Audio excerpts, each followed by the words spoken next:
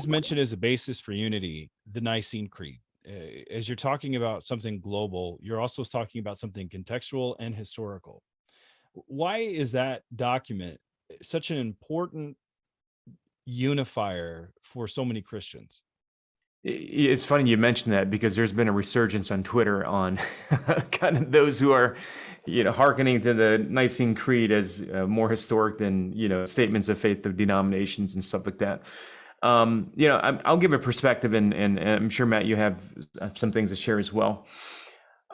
It was important for us to include the ancient church and the historical church, because in some ways, this is our version of a struggle that's happened, for 2,000 years. You see it very early on, even the struggles that you see in the Hellenistic Jews, in the more traditional Jews.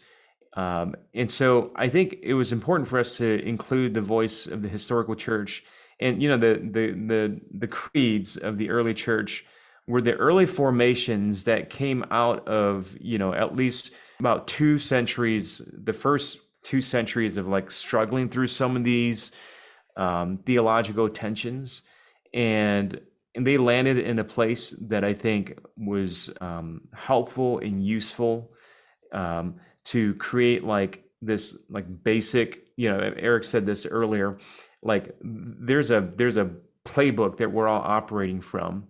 And things like the Nicene Creed, although I wouldn't elevate it above the Bible, obviously, is descriptive of what are the most common things that pull us together.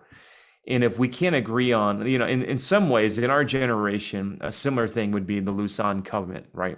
Mm-hmm. So the Lausanne Covenant was created because we started asking the question, back in the 70s, which groups can we cooperate in mission for in the world? And so they drafted the Lausanne Covenant, and that became a standard for many mission organizations to determine who they could interact with in doing missions. And I find that helpful. It's a centered set that's pulling people together. Yeah, I mean, I think much in the same way that, one of the main calls of this book is we need to be humble and listening to some voices that are beyond those that we will naturally hear.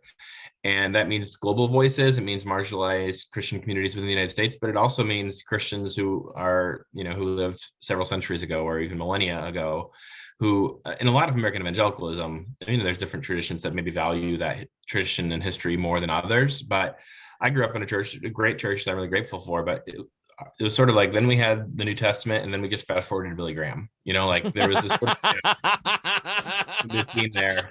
We weren't really sure what happened then. Maybe we heard about Martin Luther at some point, or But well, I'm laughing because you're right. I'm just laughing because you're right. Go ahead. And I think that there's a sort of arrogance in presuming that we have recently figured this all out. For several thousands of years, they were wandering in the wilderness and couldn't figure out how to interpret the scriptures, but we have figured it out now. When the reality is, Christians throughout, since the time of Jesus walking on earth, have been trying to figure out, well, how do we apply these scriptures? What does this mean in our context? How does it apply to the question of when you have cultures converging, what is the essence, the inalienable core of what the gospel message is, and what is actually cultural, Jewish baggage or Hellenistic baggage that doesn't need to be added on, that we don't need to, force people to take in. And the creeds were part of the early church's answer to that. And there's a lot to learn from the history of the church. Chesterton talks about this as being sort of I think he uses the term of the democracy of the dead, not being so arrogant to think that only those who happen to be walking around have something to tell us about how to live out our faith. And Chesterton's an example, he's a Catholic who I wouldn't agree with on every theological issue, but, has a lot of insights that I can find really valuable. And I think that there's, part of the goal of the book is to say, we don't need to find people who agree with us on every single thing, but where can we be strengthened in our walk with Jesus as we look to people from different perspectives?